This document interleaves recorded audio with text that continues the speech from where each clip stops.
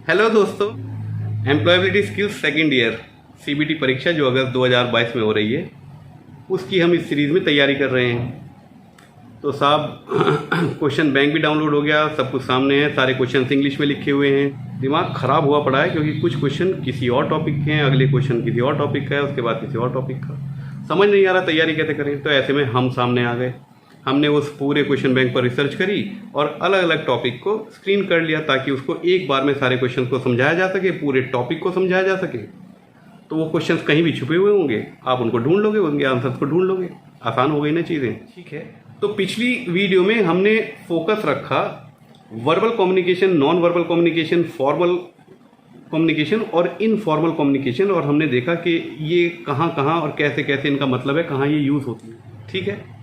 तो शुरू करते हैं आज के इस वीडियो को और देखते हैं कि इमोशंस क्या भला है, उनको कैसे साधा जाए और कैसे उनको इम्प्रूव किया जाए। जब हम किसी सिचुएशन में, किसी परिस्थिति में कुछ फील करते हैं, स्ट्रांगली फील करते हैं, जैसे कोई बहुत अच्छी चीज़ हो गई हो तो हम खुश हो जाते हैं, जो हम चाह रहे थे वैसा ना हुआ हो तो हम मायूस हो जाते हैं, कोई हमारी इच्छा के अनुरूप कार्य ना हो रहा हो तो हमें गुस्सा आ जाता है। ये जो गुस्सा, खुशी, मायूसी, जोश, ये जितने भी भाव हैं आपके, जो किसी परिस्थिति में होने की वजह से आपको महसूस होते हैं, वही हमारे इमोशंस होते हैं। अब इसको समझना क्यों ज़रूरी है ये भी जान लीजिए। नॉन वर्बल कम्युनिकेशन के बारे में हम समझ गए हैं कि बिना शब्दों को यूज़ करे सामने वाले तक हमारा संदेश पहुंच जाता है और वो गलत भी समझ सकता है, हमारे रिश्ते ख़राब हो सकते हैं और जैसा हम परिणाम चाह रहे हैं वो विपरीत भी हो सकते हैं। कब? अगर हमने अपनी भावनाओं को नियंत्रण नहीं किया, मैनेज नहीं किया। अगर आसान शब्दों में कहूँ, हमें हर वक्त संतुलन में रहना होगा। बहुत भावनाओं को प्रकट करने से मना नहीं कर रहा हूँ, भावनाओं को आपको प्रकट करना पड़ेगा, उससे भी रिलेशंस बचते हैं। अगर आपने अपने आप को समझाया नहीं तो भी रिलेशन ख़राब हो सकते हैं, तो भी परिस्थितियाँ विपरीत जा सकती हैं। हमें भावनाओं को एक्सेप्ट करना पड़ेगा, मतलब हमें उसको मानना पड़ेगा कि यस, मुझे गुस्सा आता है, मुझे खुशी होती है, और उसे सही ढंग से समझना पड़ेगा। सही ढंग से मतलब मुझे ये मानना पड़ेगा कि ये जो परिस्थिति मेरे अनुरूप नहीं हुई है, इसमें मेरा भी अपना कोई कारण है। अगर हम ये कर पाए तो डेफिनेटली हम अपनी भावनाओं को फिर नियंत्रण करना भी सीख जाएंगे। अगर हम उसको एक्सेप्ट करना सीख गए, हम मानना सीख गए, यस मैं प्रभावित होता हूँ, मेरे अंदर भावनाएं हैं जो होनी भी चाहिए, उनको सही अंदाज में आप अपनी गलतियों को ढूंढें, वही सबसे सही तरीका है अपने भावनाओं को कंट्रोल में करने के लिए भविष्य में। क्योंकि नॉन वर्बल कम्युनिकेशन बहुत महत्वपूर्ण है। आपकी भावनाएं संदेश लेके सामने वाले तक जाएंगी और फिर वो आज़ाद है कुछ भी समझने के लिए। इसलिए ये टॉपिक बहुत महत्वपूर्ण है, आपको समझना चाहिए और समझ में आएगा भी। चलिए शुरू करते हैं आज के इस टॉपिक को, इमोशंस। पहला क्वेश्चन है, in social media we use dash to convey our feelings and emotions. Social media मतलब जैसे व्हाट्सएप या फेसबुक, उसमें अपनी भावनाओं को हम फील क्या कर रहे हैं, इसे प्रदर्शित करने के लिए हम क्या प्रयोग करते हैं। क्या करते हैं दोस्तों? ऑप्शंस पढ़ लेते हैं। इमोजीज़, इमोजीज़ जानते हो, ये सब इमोजीज़ हैं आपकी। हाँ, ये करते हैं तो ये आंसर सही हो गया। जेस्चर्स नहीं करते, हम नमस्ते कर रहे हैं आपको, हम खुश हो रहे हैं, या मैं फूल भेज रहा हूँ आपको, ये जो जेस्चर्स हैं इनको भी हम इमोजीज़ के तौर पर ही सोशल मीडिया पे प्रयोग करते हैं। आई कांटेक्ट तो सोशल मीडिया पे नहीं होता, आंखों में आंखें देख के बात नहीं करते हैं, और बॉडीली मूवमेंट तो दिखाई नहीं देगा ना जब तक हम सामने ना हो। तो इसका सही उत्तर है इमोजीज़। हम अपनी सारी फीलिंग्स को इमोजीज़ के माध्यम से प्रदर्शित करते हैं। किसी को कोई शक है इसमें? नेक्स्ट क्वेश्चन, और मैं आपको फिर बता दूं, ये क्वेश्चन नंबर वो हैं जो आपके क्वेश्चन बैंक के हैं, तो इनका सीरियल ऊपर नीचे हो सकता है। व्हेन वी स्ट्रांगली फील और रिएक्ट इन अ सिचुएशन और with a particular people we are using our dash. जब हम स्ट्रांगली फील करते हैं मतलब बहुत ज़्यादा हमारे अंदर कोई भाव आते हैं, गुस्से के या प्यार के, किसी परिस्थिति में या किसी इंसान को देखकर, यही तो इंग्लिश में लिखा हुआ है भाई। तो हम क्या यूज़ कर रहे हैं, मतलब वो क्या चीज़ें हैं जो प्रदर्शित हो रही हैं हम में से? इमोशंस। यस, ये आंसर सही है। हेल्थ तो नहीं है ना, आपको गुस्सा आ रहा होता है तो सामने वाला ये थोड़ी सोचता है कि इसकी शायद तबीयत ख़राब है, खुद को पता चलता है तुम्हें गुस्सा आ रहा है। पैसा, हम उस समय पैसा दिखा रहे होते हैं हमारे पास कितना कम है या कितना ज़्यादा है, नहीं, हम अपनी भावनाओं को दिखा रहे होते हैं कि इस समय मैं खुश हूँ या मैं गुस्से में हूँ या मैं जोश में हूँ या मैं मायूस हूँ, ऐसी बातें होती हैं। आखिरी ऑप्शन नन है जो गलत है। इस सवाल में क्या ऐसा मुश्किल था जो आपको डरा सकता है? अगले सवाल पे चलते हैं। इट इज़ इम्पॉर्टेंट टू, ये महत्वपूर्ण है। क्या महत्वपूर्ण है, जरा पढ़ लेते हैं। पहला ऑप्शन है एक्सेप्ट मतलब स्वीकार करना, अंडरस्टैंड मतलब समझना, एंड मैनेज आवर इमोशंस, हम उसको स्वीकार करेंगे कि यस मुझे गुस्सा आता है, इन परिस्थितियों में मुझे गुस्सा आता है। फिर समझने की कोशिश करेंगे कि मुझे गुस्सा क्यों आता है, और ये ढूंढने की करेंगे कोशिश कि उसमें मेरी वजह क्या है, ये गुस्सा जो आ रहा है, ये परिस्थितियाँ जो ऐसी हैं, उसमें मेरा कहाँ गलती रह गई। फॉर एग्ज़ाम्पल, इस समय आपकी परीक्षाएं सर पे हैं, आपको डर लग रहा है, ये जो डर है ये एक इमोशन है। अब आप दुनिया को शिकायत करने लगे, साहब पढ़ाई नहीं होती, करोना नहीं था, या सॉरी करोना था, और हमें किसी ने बताया नहीं, हमें कोई समझाने वाला नहीं था, मैं तो जॉब कर रहा था। आप तमाम सारी बातें करने लगो और उस डर से पार नहीं पा पाओगे आप तब भी। तो हमें क्या करना पड़ेगा, पहले स्वीकार करो कि यस मुझे डर लग रहा है, लेकिन कोई बात नहीं, ये स्वाभाविक है, क्योंकि तैयारी नहीं है अच्छी, या तैयारी है भी तो मुझे लग रहा है कि तैयारी नहीं है। फिर उसको समझो कि ये परिस्थिति क्यों आई है। आप समझ गए होंगे मैं क्या कहना चाह रहा हूँ। और उसके बाद भविष्य के लिए उसको नियंत्रण करना सीखो, अपनी गलतियों को नियंत्रण करना सीखो, ताकि हम भावनात्मक संतुलन में रहें। उसको हम क्या कहेंगे, इमोशनल इंटेलिजेंस। ठीक है, तो इसका पहला ही उत्तर सही है। हमें उसको स्वीकार करना पड़ेगा, फिर समझना पड़ेगा कि ये परिस्थिति क्यों है, और फिर उसको भविष्य के लिए साधना पड़ेगा। अगला ऑप्शन पढ़ लेते हैं, एक्सेप्ट मिसअंडरस्टैंड, स्वीकार करो और फिर गलतफहमी में शुमार हो जाओ कि अरे मेरी गलती नहीं है, ये गलती तो सामने वाले की है। सामने वाले की गलती होगी, मना नहीं कर रहा हूँ, लेकिन कुछ गलती तो हमारी भी है ना। उसको एक्सेप्ट करना पड़ेगा, उसको समझना पड़ेगा, वरना भविष्य में भी हम बिना तैयारी के पहुँच जाएंगे, फिर फंसेंगे। इसलिए दूसरा ऑप्शन गलत हुआ। तीसरे ऑप्शन में भी मिसअंडरस्टैंड लिखा हुआ है, चौथे ऑप्शन में भी मिसअंडरस्टैंड लिखा हुआ है। हम अपनी भावनाओं को सही समझें, गलतफहमियों में नहीं रहेंगे। ठीक है, तो इसका आंसर ए है। Next question, person's ability to understand and manage emotions properly is called. अगर कोई व्यक्ति है जो अपनी इमोशंस को समझता भी ठीक ठीक है क्यों ये हो रहा है, और उसको नियंत्रण करना भी जानता है, तो उस व्यक्ति को हम क्या कहेंगे, इंटेलिजेंट, या उसको क्या कहेंगे, इंटेलिजेंस, उसकी बुद्धिमत्ता। जी भाई बहुत ही समझदार है। बुद्धिमत्ता होती है किसी परिस्थिति में आपने डिसीजन लिया और सफल हो गए, वो होती है आपकी बुद्धिमत्ता, इंटेलिजेंस। लेकिन अपनी भावनाओं को समझ के उसको कंट्रोल करना, उसको कहते हैं इमोशनल इंटेलिजेंस। आपका ऑप्शन सी सही है। ऑप्शन बी जो है आर्टिफिशियल इंटेलिजेंस, वो तो कंप्यूटर में होती है। कृत्रिम बुद्धिमत्ता हमारे अंदर जो है वो स्वाभाविक बुद्धिमत्ता है। और यहाँ पर मैं आपको एक बात बता दूँ, आपके अंदर इतनी क्षमताएं हैं जिसका आपको भी अंदाज़ा नहीं है। एक बार उन क्षमताओं का से पहचान करवा लीजिए अपनी, फिर कोई चीज़ मुश्किल नहीं है दोस्तों। आखिरी ऑप्शन है स्प्लिट पर्सनैलिटी। उन्हीं परिस्थितियों में वो बहुत अच्छा भी रहता है, उन्हीं परिस्थितियों में वो बहुत बुरा भी हो जाता है।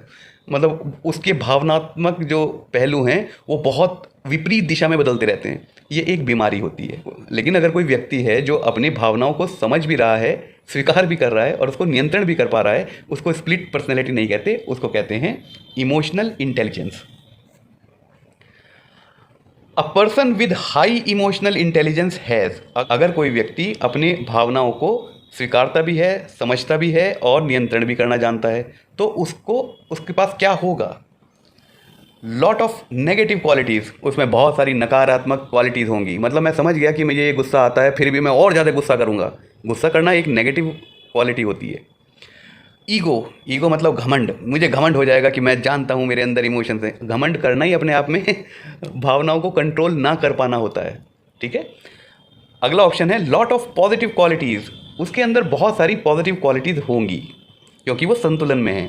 वो पूरी स्थिति को आराम से समझ के और अपनी स्ट्रेंथ पे खेलेगा। उसको पता है कि मेरी कमज़ोरियाँ कहाँ हैं, तो वो उन कमज़ोरियों से को या तो स्ट्रेंथ पे बदल देगा। मतलब मान लीजिए मुझे ऐसा लगता है कि मेरी इंग्लिश अच्छी नहीं है, तो या तो मैं इंग्लिश को अपनी सुधार लूँगा और उसको कमज़ोरी नहीं रहने दूँगा, और या फिर मैं ऐसी जगह अपने आप को रखूँगा जहाँ पर मुझे इंग्लिश से हार ना पड़े। आप व्यावसायिक जीवन में जाना चाह रहे हैं, आप खेती नहीं करना चाह रहे हैं। अगर आप व्यावसायिक जीवन में जाना चाह रहे हैं तो अपनी वीकनेसेस को स्ट्रेंथ्स में बदलेंगे। तो इसका उत्तर होगा लॉट ऑफ पॉजिटिव क्वालिटीज़। और स्ट्रेंथ में बदलने के लिए अपनी वीकनेस को आपको संतुलन में रहना पड़ेगा, अपनी भावनाओं को नियंत्रण में रखना पड़ेगा, उस डर को नियंत्रण में रखना पड़ेगा जो आपको डरा रहा है कि इंग्लिश बहुत मुश्किल है, हमसे नहीं आएगी। भाई आएगी, यकीन रखो, बस प्रयास जारी रखो। प्रयास करना ही बंद कर दोगे तो नहीं आएगी। When something good happens to us, we feel, ये तो बहुत आसान क्वेश्चन है, इंग्लिश भी समझ में आ रही है। When something good happens to us, good मतलब अच्छा, happen मतलब होता है। हमारे लिए जब कुछ अच्छा होता है तो हम कैसा फील करते हैं? Positive emotions like happiness, option D सही है। जब हमारे साथ कुछ अच्छा होता है तो हम अच्छा फील करते हैं, और अच्छा अगर हो रहा है और हम उस समय मुंह लटका लें तो ये कैसा इमोशंस का नियंत्रण करना हुआ? हमें खुशी में खुश होना पड़ेगा, लेकिन ओवरडू नहीं करना, हर चीज़ को ज़्यादा नहीं करना, और ये समझना है मुझे ये खुशी क्यों मिली है, तो मैं बार बार इन परिस्थितियों को लाऊंगा जो मुझे खुशियाँ दे रही हैं। और ऐसा हम सब करते हैं ना, तो उन्हें समझना ज़रूरी है, एक्सेप्ट करना ज़रूरी है, और उनको साधना भी ज़रूरी है। आप किसी छोटी सी बात में इतना खुश हो जाओ, परीक्षाओं में आपके 80% मार्क्स आ गए, आप इतना खुश हो जाओ कि 6 महीने तक तो आप उस खुशी में से ही बाहर ना निकल पाओ। इसको नियंत्रण करना नहीं कह पाएंगे ना। हमें संतुलन में रहना है, खुशियाँ भी होंगी, मिठाइयाँ भी बटेंगी, लेकिन तुरंत हमें इससे ज़्यादा बड़ी खुशी चाहिए, और दोबारा ऐसी ऐसी परिस्थितियाँ हमारे सामने आनी चाहिए। उसके लिए प्रयास करना पड़ेगा, प्रयासरत रहेंगे हम हमेशा। समझ में आ रही है बच्चों मेरी बात? अब ऑप्शन पढ़ लेते हैं कि कुछ हमारे साथ अच्छा हुआ तो हम इरिटेट हो गए। आपको कोई नई चीज़ सिखाई जा रही है, आपने वीडियो 1 मिनट देखी, बंद कर दी, ओ भैया ये ज्ञान मत पेलो हमें, इरिटेट हो गए, आप झुंझला गए। क्या ऐसा होता तो है आपके साथ? वही तो सुधारना है। अगला ऑप्शन है एंग्री, आपको गुस्सा आ जाता है कि यार ये इतनी लंबी वीडियो क्यों बना रहे हैं, अबे जल्दी जल्दी बता दो, हमें समझ में आ गया। इनको संभालो, इनको संभालो। पढ़ने के क्या तरीके हैं उनको समझो, इसमें हमारी कहाँ गलती आ रही है। अगर एग्ज़ाम सर पे हैं और हमारी तैयारी हमें ऐसा लग रहा है, वो भी लग रहा है तुम्हें कि सही नहीं है, इसमें मेरा क्या दोष है यार? आप लोग मेरे से कैसे गुस्सा कैसे हो जाएंगे? अगला ऑप्शन है नेगेटिव इमोशंस लाइक एंगर, अगर कुछ हमारे साथ अच्छा होता है तो हमें बहुत गुस्सा आता है। ये सारे ऑप्शन गलत हैं। ऑप्शन सही यही है कि अगर आपके साथ कुछ अच्छा होता है तो पॉजिटिव एक भाव आपके अंदर आता है, जैसे खुशी का भाव। Next question, the first step to manage emotion is, अगर आपको अपने इमोशंस को कंट्रोल करना है, नियंत्रण करना है, उसका पहला कदम क्या होना चाहिए? सबसे पहले स्वीकार करो कि हाँ मैं इमोशनल हूँ, और ये परिस्थितियाँ मुझे कुछ इमोशनल कर देती हैं, मुझे गुस्सा ला देती हैं, मुझे मायूस कर देती हैं। ये परिस्थितियाँ, इनको बदलना है, इनको बदलना है, तो मेरी जो कमियां हैं उनको दूर करना है। बस यही तो है, इतना ही तो समझना है, इतना ही तो आसान है ये। और ये क्या मुश्किल है? आप सब लोगों को पता नहीं है जो मैं बातें बोल रहा हूँ, पहली बार बता रहा हूँ क्या? तो इसका आंसर हो जाएगा accept and understand emotions. Option A बिल्कुल सही है। सबसे पहले स्वीकार करो और उसको सही सही समझो कि ये परिस्थितियाँ क्यों हो रही हैं ऐसी, जो मुझे गुस्सा दिलवा रही हैं, या मुझे मायूस कर रही हैं, या मुझे रोना दिलवा रही हैं। तो अपनी गलतियों को ठीक कर लेंगे। या इसके विपरीत कोई बात कर लेता हूँ कि अगर कोई परिस्थिति मुझे बहुत खुशी दे रही है, तो देखो कि मेरी स्ट्रेंथ है जो जिसकी वजह से ये परिस्थिति आई है, उन स्ट्रेंथ्स को और मजबूत करो और बार बार इन परिस्थितियों को आने दो अपनी तरफ। ठीक है ना? तो पहले एक्सेप्ट करेंगे और सही सही उसे समझेंगे कि ये क्यों हो रहा है हमारे साथ, उसमें मेरा क्या योगदान है। नेक्स्ट क्वेश्चन है एक्सप्रेसिंग आवरसेल्व्स हेल्प्स इन, स्वयं को अभिव्यक्त करने से डैश में सहायता मिलती है। अगर हम अपने आप को अच्छी तरह एक्सप्रेस कर सकते हैं तो हमें किस चीज़ में सहायता मिलेगी? पहला ऑप्शन है finding solutions to deal with negative emotions. Correct answer है। इसका क्या मतलब है? अगर हमने अपने आप को एक्सप्रेस करना सीख लिया तो जो नेगेटिव परिस्थिति है, जो नकारात्मक परिस्थिति है, जो हमें तंग कर रही है, उनका सॉल्यूशन ढूंढना हमें आ जाएगा। अगर हमें अपनी गलतियां समझनी हैं तो हमें परिस्थितियों को ये इस नज़र से समझना पड़ेगा कि ये जो परिस्थिति मुझे परेशान कर रही है ये क्यों हुई है, उसमें मेरा क्या योगदान है। बात समझ में आ गई ना? नेक्स्ट क्वेश्चन है if we do not learn how to control dash it can spoil relationships. हमारे रिश्ते खराब हो जाएंगे अगर हमने क्या नियंत्रण नहीं करा? अपनी भावनाओं को व्यक्त जरूर करो, लेकिन सही ढंग से करो। पहले खुद को पहचान लो, अपनी कमियों को पहचान लो, उसके बाद आप भावनाओं को व्यक्त करो, बहुत अच्छा असर होगा। लेकिन आप गलत फहमियों में हैं कि दूसरों की गलतियां हैं सारी, हमारी कोई गलती नहीं है, तो वी एंड अप नोवेयर। हम कहीं नहीं पहुंच रहे हैं, हम वहीं खड़े हैं। इसका सही उत्तर होगा एंगर। अगर हमने अपने आप को, अपने गुस्से को कंट्रोल नहीं करना सीखा तो हमारे रिश्ते खराब हो जाएंगे। भाई पहला ऑप्शन है लाफ्टर। अगर हमने अपनी हंसी को नहीं रोका तो रिश्ते खराब हो जाएंगे। आप कहें हाँ जी वो सामने वाला चिढ़ गया था गलत नहीं है आपकी बात, लेकिन आपको किस लिए सिखाया जा रहा है ये, कि ताकि आप अपनी नेगेटिव क्वालिटीज़ को, वीकनेसेस को पहचानें और उनको अच्छा करें। एंगर एक नेगेटिव क्वालिटी है। पीपल, अगर हमने लोग बागों को कंट्रोल करना नहीं शुरू करा तो वो हमारे रिश्ते बिगड़ जाएंगे। आप कहें हाँ जी ये भी बात सही है, किसी को सिर पे चढ़ा लोगे ना, उसे कंट्रोल ना करो तो रिश्ते ख़राब होने ही होने फिर बात तो सही है। और आपको सच बताऊं, अगर आंसर की में ये आंसर लगा होता ना तो बहुत सारे उतर जाते ये समझाने के लिए कि ये आंसर पीपल क्यों है ऐसे पढ़ाया जा रहा है आपको। यहाँ पर भाई एक बात मैं ज़रूर कहूँगा, अपने अपने संस्थानों में अपने अपने अनुदेशकों के संपर्क में रहें, उससे ज़्यादा अच्छा विकल्प नहीं हो सकता ये ऑनलाइन पढ़ाई। असली तभी होता है जब चर्चा हो। ये ऑनलाइन पढ़ाई में चर्चा नहीं हो सकती, एक तरफा संवाद है, हम भर रहे हैं आपके दिमाग में। आपको समझ में आ रही होगी, मैं मना नहीं कर रहा, और ये भी नहीं कह रहा ये बहुत बुरा विकल्प है, ये सेकंड बेस्ट विकल्प है। पहला विकल्प वही अच्छा है कि हम संस्थान में अपने अनुदेशकों के साथ चर्चा करें और सीखें इन विषयों के बारे में। क्या मुश्किल है इनमें? कुछ भी तो मुश्किल नहीं है। If we do not learn how to control others, अगर हम दूसरों को कंट्रोल करना नहीं जानेंगे तो वो सिर पे चढ़ जाएंगे, वही बात है। लेकिन ये आंसर गलत है। हमें आदर्शवादी बनना है, और आदर्शवाद हमारा ये कहता है गुस्सा नहीं करना है।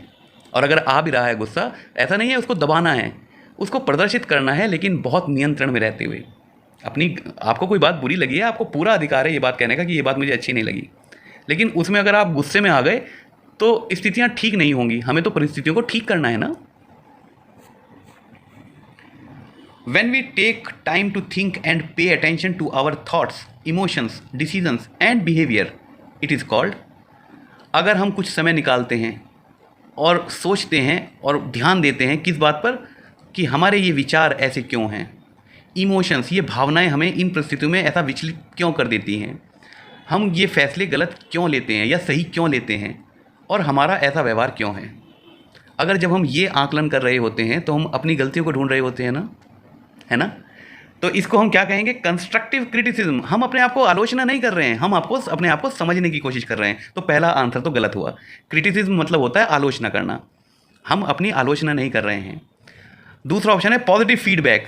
अरे फीडबैक थोड़ा ही दे रहे हैं हमने कुछ कर दिया और उसके बाद ये थोड़ी बता रहे कि काम हो गया नहीं हो गया। हम तो ये आकलन कर रहे हैं कि हमारा ये व्यवहार, हमारे ये विचार, हमारा ये नज़रिया क्यों है।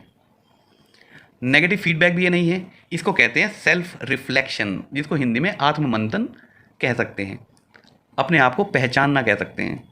और जब हम पहचानते हैं तो हमें पता चल जाता है हमारी मजबूतियाँ क्या क्या हैं, स्ट्रेंथ्स उसको कहते हैं, और हमारी कमज़ोरियाँ क्या क्या हैं, उसको वीकनेसेस कहते हैं। और हमारा काम क्या है? हमारा काम ये है जो हमारी स्ट्रेंथ है वो कम ना हो पाए, बढ़ जाए भले ही, और जो हमारी वीकनेसेस हैं वो रहनी नहीं चाहिए एक भी, उन्हें सबको हमें स्ट्रेंथ में जोड़ देना है। अगर मुझे लगता है कि मैं किसी फील्ड में कमज़ोर हूँ और मेरा उसके बिना काम नहीं चलेगा, तो मुझे वो चीज़ों में पारंगत होना ही पड़ेगा। सिंपल सी बात है। आप कहें सर आप तो इतने आसान से कहते हैं, कहाँ सिंपल सी बात है? बहुत मुश्किल है। बहुत मुश्किल इसलिए है क्योंकि आपने सही दिशा में प्रयास नहीं किया, और किसी ने आपको आईना नहीं दिखाया, और आपने खुद तो अपनी गलतियों को कभी पहचाना ही नहीं। जो मैं कह रहा हूँ उसको आंख बंद करके दोबारा सोचना, आपको समझ में आ जाएगा मैं क्या कह रहा हूँ। उसी को तो ठीक करना है दोस्तों, और मैं तुम्हारे जैसा ही था, चिंता मत करो, सब ठीक हो जाएगा, बस भागना मत। और आपको लगता है आप भाग जाओगे मेरे से, डर के, चिढ़ के, नाराज़ होके, वहीं पकड़ लूँगा आके, छोड़ूंगा थोड़ा ही अब। चलिए साहब, self reflection is a process of, अगर हम आत्ममंथन करते हैं, अपने आप को ढूंढने की कोशिश करते हैं, तो हम क्या कर रहे हैं? खुद को पहचानने की कोशिश कर रहे हैं। तो आंसर देख लेते हैं। कमेंटिंग, हम अपने ऊपर कमेंट कर रहे हैं, अरे यार तू तो बहुत अच्छा है, या यार तू तो किसी लायक नहीं है। हम कमेंट नहीं कर रहे अपने ऊपर, हम सिर्फ अपने आप को पहचान रहे हैं। आप में से कोई भी अच्छा बुरा नहीं है, सब एक जैसे हैं, सबको सब पता है कि क्या अच्छा है और क्या बुरा है। लेकिन आप डर में फैसला करते हैं, लालच में फैसला करते हैं, और ये जो डर और लालच की परिस्थिति है ये क्यों आई है, ये आपको समझना पड़ेगा। कुछ कमज़ोरियां हैं, कुछ गिल्ट है, गिल्ट कहते हैं अपराध बोध को, कुछ इन्फीरियरिटी कॉम्प्लेक्स है, इन्फीरियरिटी कॉम्प्लेक्स कहते हैं हम अपने आप को कम आंक रहे हैं खुद ही, ये हमारी वीकनेसेस होती हैं, इनसे पार पाना है। तो कमेंटिंग ये नहीं है, लुकिंग इनवर्ड्स, यस, हम अंदर देख रहे हैं, अपने अंदर देख रहे हैं और अपने आप को पहचानने की कोशिश कर रहे हैं, हमारी कमियों को ढूंढने की कोशिश कर रहे हैं। फीडबैक ये नहीं है, लुकिंग फॉरवर्ड, भविष्य की ओर देखना ये नहीं है, हम रुक कर अपने आप का आकलन कर रहे हैं कि हमारे अंदर क्या कमी है जो ये परिस्थितियाँ ठीक नहीं हो रही हैं हमसे। इस सेक्शन का लास्ट क्वेश्चन है identifying things that are under our control and those that are not under our control helps us to dash. अगर हम पहचान लें कि परिस्थितियों में कुछ चीज़ें तो हमारे अधीन होती हैं, मतलब जैसे मान लीजिए मेरी कोई कमियां हैं, उनको मुझे ठीक करना होगा और वो मैं कर सकता हूँ, वो तो मेरा ही काम है। कुछ चीज़ें ऐसी होती हैं जो हमारे अधीन नहीं होती, हमारे हाथ में नहीं होती। जैसे बारिश हो गई, आप नहीं जा पा रहे स्कूल, बारिश होना ना होना आपके हाथ में नहीं है। तो लेकिन ये तो हुई बाहर की स्थितियाँ। अगर आप बारिश भी नहीं हो रही, मौसम बहुत सुहाना है, मोटरसाइकिल भी खड़ी है, साइकिल भी खड़ी है, या बगल में ही आपका कॉलेज है, आपका जाने का मन नहीं है, आपका मन नहीं करता पढ़ने को, ये चीज़ें तो आपके हाथ में है ना। बारिश होना आपके हाथ में नहीं था, लेकिन अपने आप को मोटिवेटेड रखना, प्रेरित रखना, ये तो आपके हाथ में था ना। और ये क्या चीज़ें हैं? कुछ परिस्थितियाँ ऐसी हैं या कुछ ऐसे भावनाएं हैं आपके अंदर, अरे यार कौन जाके पढ़ेगा वहाँ पर, 8 घंटे लग जाएंगे ट्रेनिंग में, आज की इतनी देर में यहाँ पे पढ़ के सोऊंगा, तो या अपने घर का काम करूँगा। ये आपके कुछ अपने लालच हैं कि अगर वहाँ जाऊँगा टाइम वेस्ट हो जाएगा, यहाँ काम करूँगा तो 200 रुपये की दिहाड़ी मुझे मिल जाएगी। इसमें हम नुकसान कर लेते हैं अपना, तो इनको पहचानना पड़ेगा। आंसर क्या है? More self aware. अगर हम ये समझ जाएं कि कौन कौन सी चीज़ें हमारे कंट्रोल में हैं और कुछ चीज़ें ऐसी हैं जो हमारे कंट्रोल में नहीं हैं, तो हम अपने बारे में ज़्यादा अच्छा पहचान सकते हैं, हम अपनी गलतियों को सुधार कर सकते हैं। तो ये सेक्शन ख़त्म हुआ इमोशंस का। थोड़ा इमोशनल टॉपिक था, इसलिए ज़्यादा हंसी मजाक करना ठीक नहीं था इसमें, पर मुझे उम्मीद है कि आप लोगों को मेरी बातें समझ में आ गई होंगी। बिना कहे भी बहुत सारी बातें समझ में आ गई होंगी। आप बहुत समझदार हैं, मुझे कोई शक नहीं है इसमें।